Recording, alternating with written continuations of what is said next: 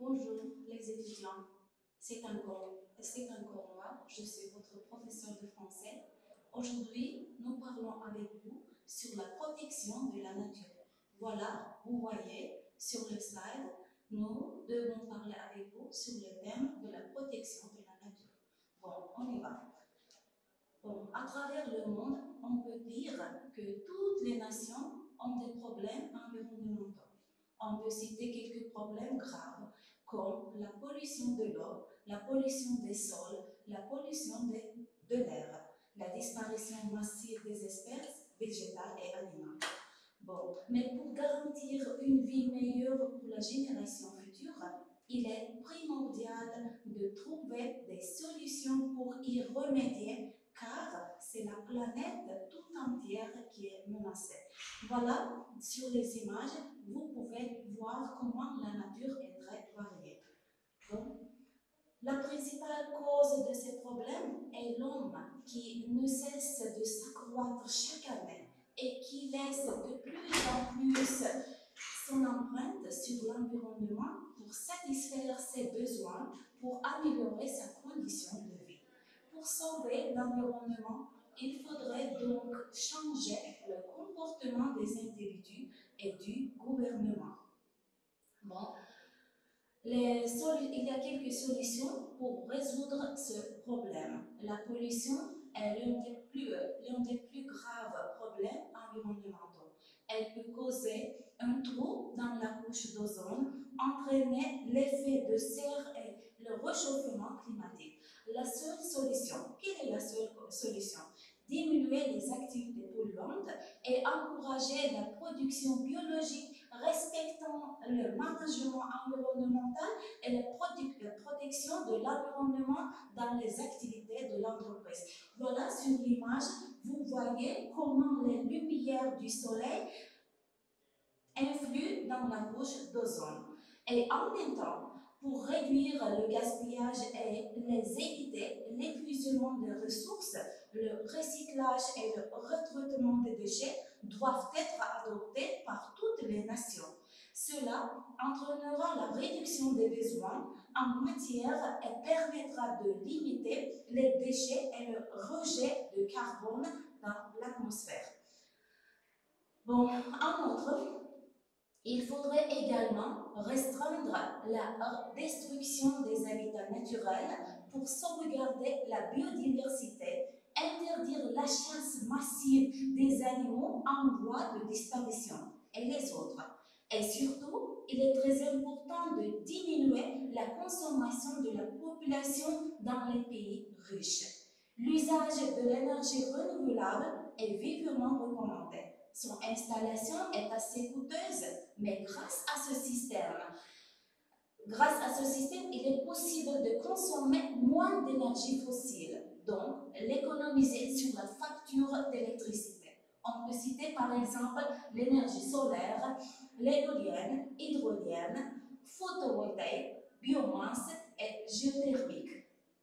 Bon, encore, on peut citer les autres solutions pour sauver notre planète. Premièrement, limiter l'utilisation de l'eau potable pour la cuisine et récupérer l'eau de la pluie pour les autres besoins. Arrosage du jardin, nettoyage domestique et les autres. Bon, diminuer la consommation d'énergie en débranchant les appareils inutilisés, en éteignant le chauffage et la climatisation quand la maison est vide. Bon, pour conclure, je peux dire, pour assurer la survie et donc l'avenir de l'humanité, il est indispensable de protéger l'environnement aujourd'hui. C'était notre thème. Mais pour conclure, pour faire améliorer notre compétence, je vous donne quelques exercices pour vous. Bon, premier exercice. Bon, faites les phrases avec les mots suivants. Vous avez 1 minute pour préparer vos devoirs. Bon, on y va.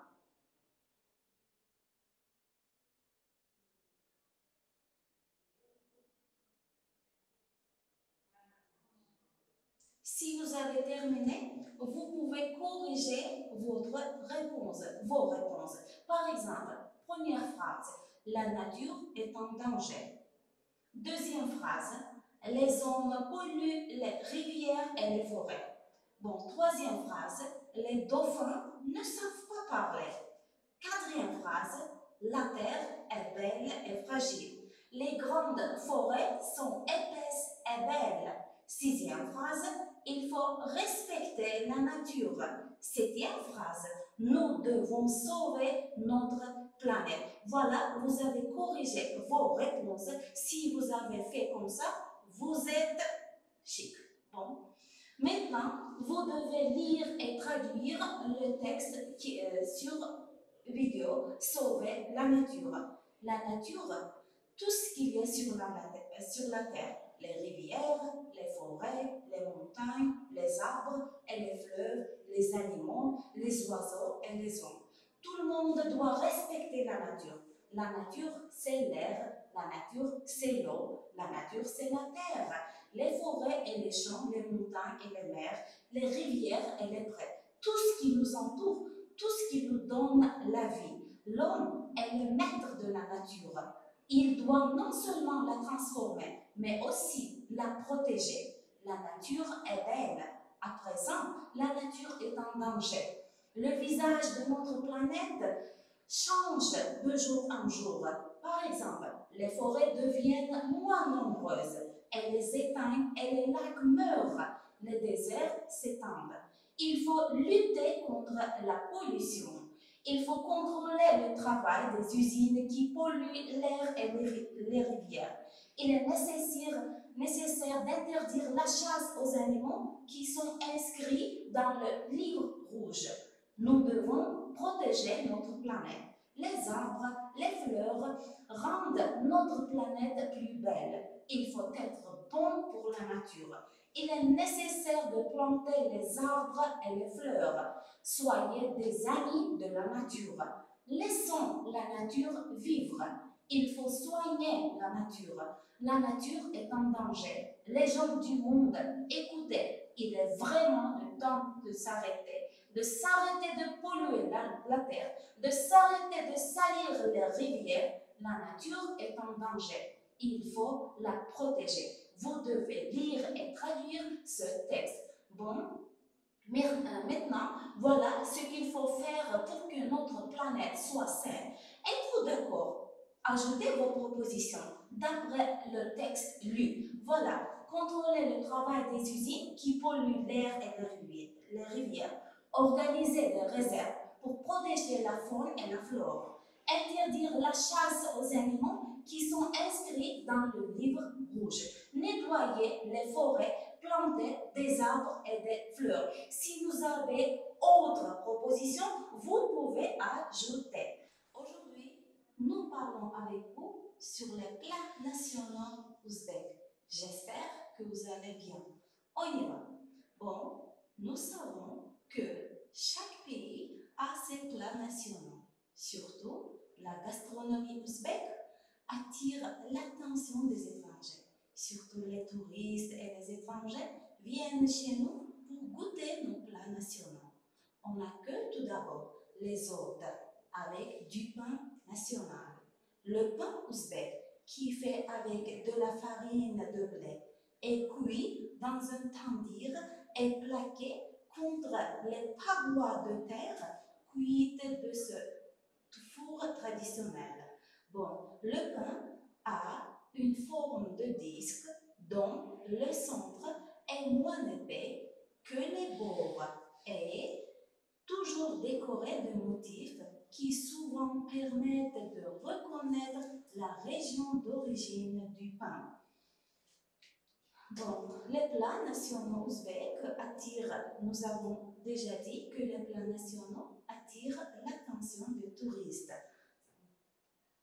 Par exemple, Osh, c'est le plat national ouzbek de l'Ouzbékistan aussi, le plat ouzbek par excellence. Le Osh, où on dit encore, est composé de riz pilaf, accompagné de légumes comme la carotte, lait ou l'oignon, et complété par de la viande, de mouton et de bœuf.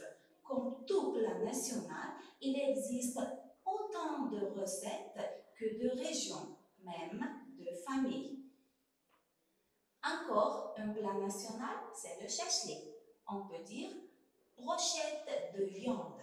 Ces brochettes sont composées de 6 morceaux de viande et de gras de mouton, parfois même que de gras légèrement épicés à la coriandre.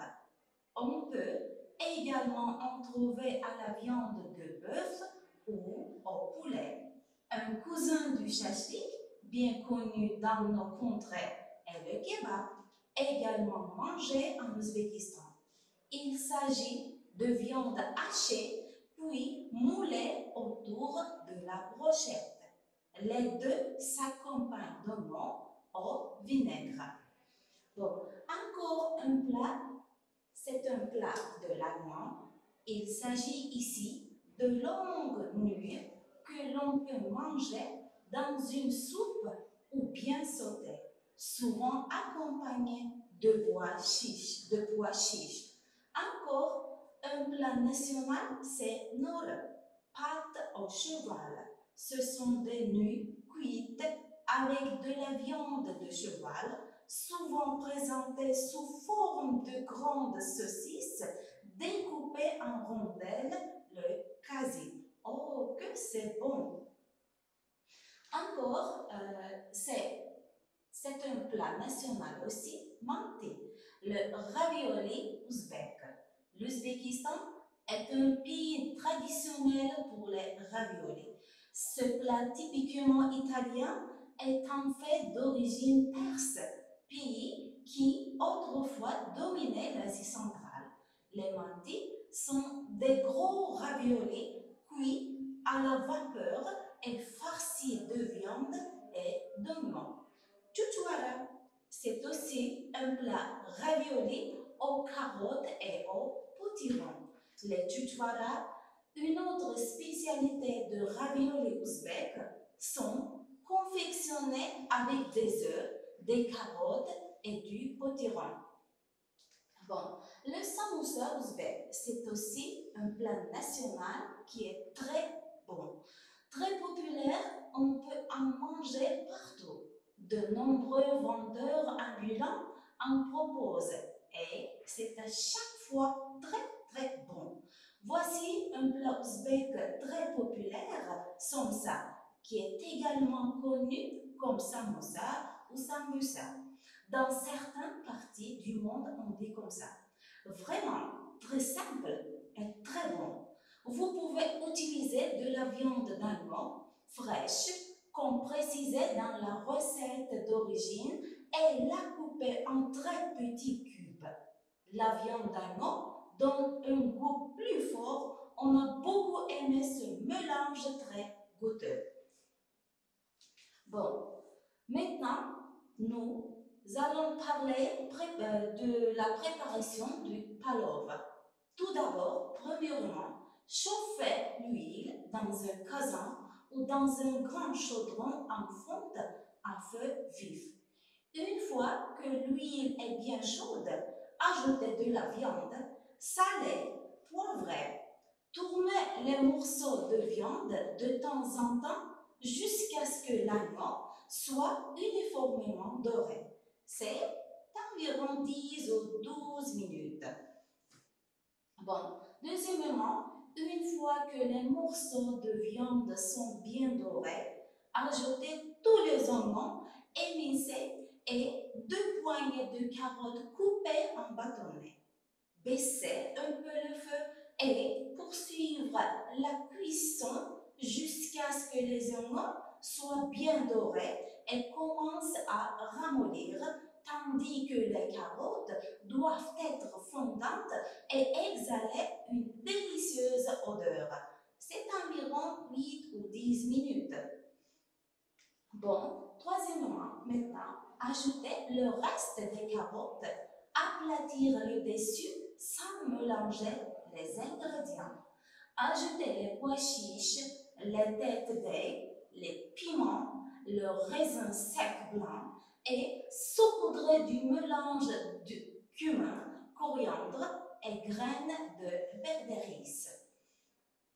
Bon, versez immédiatement de l'eau bouillante jusqu'à ce qu'elle recouvre à peine le mélange de viande, légumes et les épices appelés zirvat en ouzbek.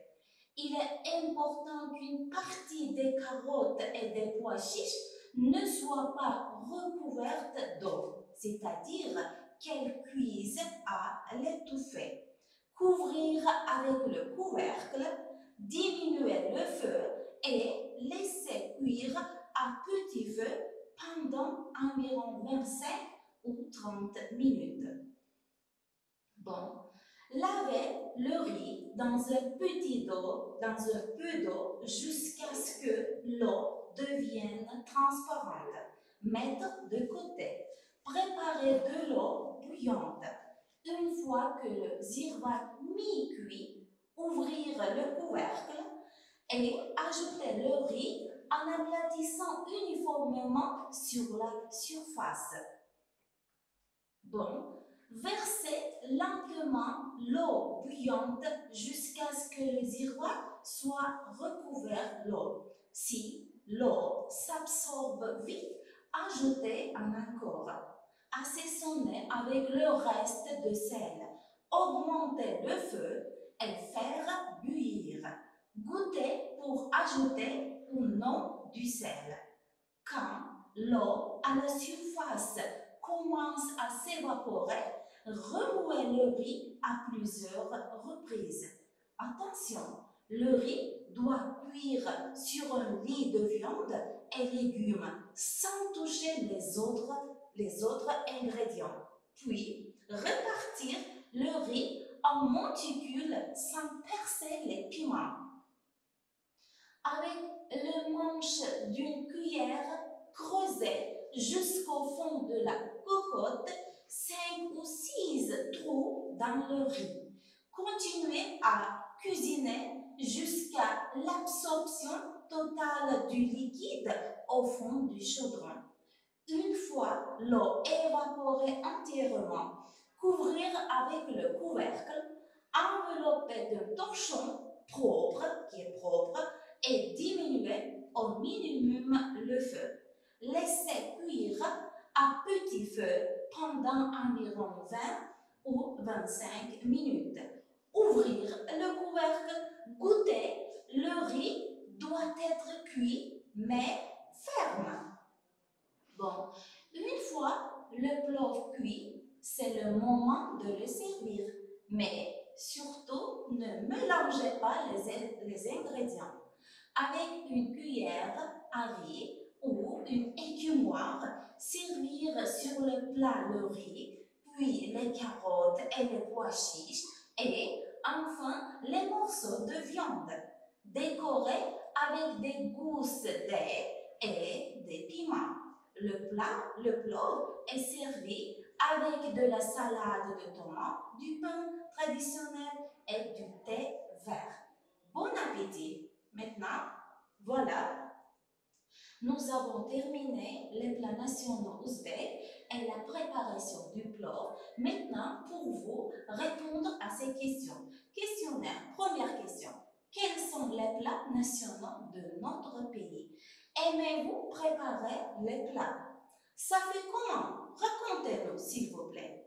De quel ustensile de cuisine vous faut?